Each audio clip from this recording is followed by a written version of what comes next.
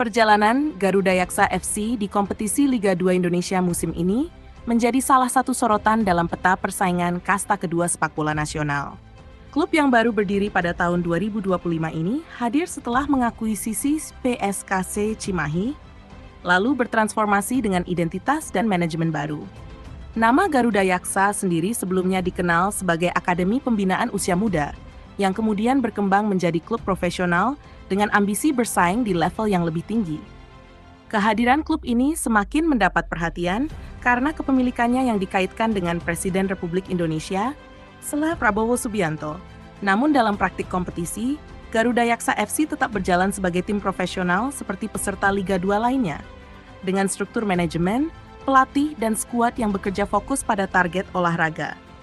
Dalam menjalani musim perdananya dengan identitas baru, Garuda Yaksa FC menggunakan Stadion Pakansari sebagai markas pertandingan kandang. Stadion ini menjadi saksi bagaimana tim mencoba membangun karakter permainan yang disiplin, solid, dan konsisten. Perpaduan antara pemain muda hasil pembinaan dan pemain yang lebih berpengalaman menjadi fondasi utama dalam membentuk keseimbangan tim. Memasuki pertengahan musim, performa Garuda Yaksa FC terbilang cukup stabil. Mereka mampu mengamankan poin penting baik di kandang maupun tandang. Konsistensi inilah yang kemudian membawa mereka ke posisi puncak klasemen sementara Grup A Liga 2.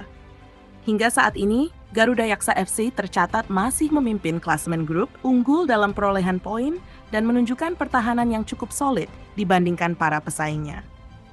Persaingan di Liga 2 dikenal ketat dan tidak mudah diprediksi. Setiap pertandingan memiliki tekanan tinggi karena seluruh klub memiliki target yang sama, yaitu promosi ke Liga 1. Dalam situasi seperti ini, menjaga fokus dan stabilitas performa menjadi faktor krusial.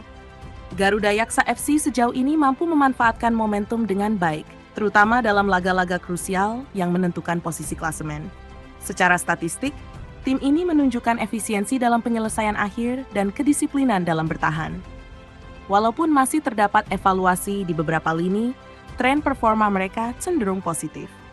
Dukungan manajemen dan kesiapan fisik pemain menjadi elemen penting dalam menjaga konsistensi hingga akhir musim. Dengan status sebagai pemuncak klasemen sementara Grup A, peluang Garuda Yaksa FC untuk melaju ke fase berikutnya dan membuka jalan promosi ke Liga 1 semakin besar. Namun demikian, perjalanan masih panjang dan setiap pertandingan sisa akan sangat menentukan. Liga 2 kerap menghadirkan kejutan di pekan-pekan akhir, sehingga konsentrasi tetap dibutuhkan. Bagi klub yang baru menjalani fase awal sejarahnya, capaian memimpin klasemen tentu menjadi sinyal positif.